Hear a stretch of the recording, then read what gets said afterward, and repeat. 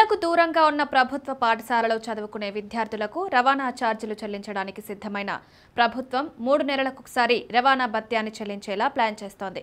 విద్యార్థుల తల్లిదండ్రుల ఖాతాలో 3 నెలలకొకసారి ఆ డబ్బులు పడేలాగా ప్రణాళికలు రచిస్తోంది. ఆంధ్రప్రదేశ్ రాష్ట్రంలో ప్రభుత్వ పాఠశాలల్లో చదువుకున్న విద్యార్థుల కోసం కూటమి ప్రభుత్వం ప్రత్యేకమైన శ్రద్ధ పెడుతోంది.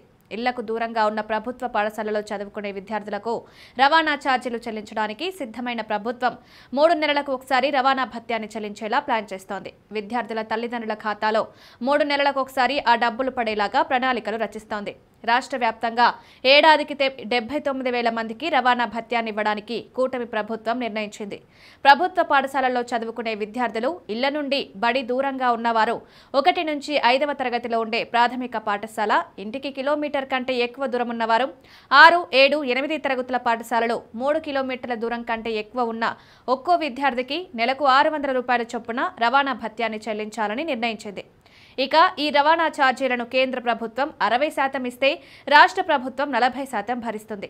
ఇప్పటికే 2025-26 విద్యా సంవత్సరానికి కేంద్రం తన వాటాగా 47.91 కోట్ల రూపాయలను మంజూరు చేసింది. మిగతా రాష్ట్ర ప్రభుత్వం దాన్ని కలిపి విద్యార్థులకు చెల్లించాల్సి ఉంది. ఈ మేరకు విద్యార్థుల జాబితాలను కూడా ప్రభుత్వం సిద్ధం చేసింది. అయితే ప్రతి సంవత్సరాంతంలో ఒకేసారి తల్లిదండ్రుల ఖాతాలో ఈ డబ్బులు జమ చేస్తారు. కానీ ఈ సంవత్సరం నుంచి 3 నెలలకు ఒకసారి తల్లిదండ్రుల ఖాతాలో ఈ డబ్బులను జమ చేస్తే వారికి ఉపయోగంగా ఉంటుందని భావిస్తున్నారు. పాఠశాల విద్యాశాఖ ఈ ఏడాది సంస్కరణల్లో భాగంగా పాఠశాలల హేతుబద్ధీకరణ చేసింది. ఇందులో భాగంగా కొన్ని పాఠశాలలను అవసరం మేరకు మార్చవలసి వచ్చింది. రాష్ట్ర వ్యాప్తంగా 79,860 మంది విద్యార్థుల తల్లిదండ్రుల ఖాతాల్లో డబ్బులు ఈ క్రమంలో విద్యార్థులు కొంచెం దూరంగా ఉన్న పాఠశాలలకు వెళ్లాల్సిన పరిస్థితి ఉంది.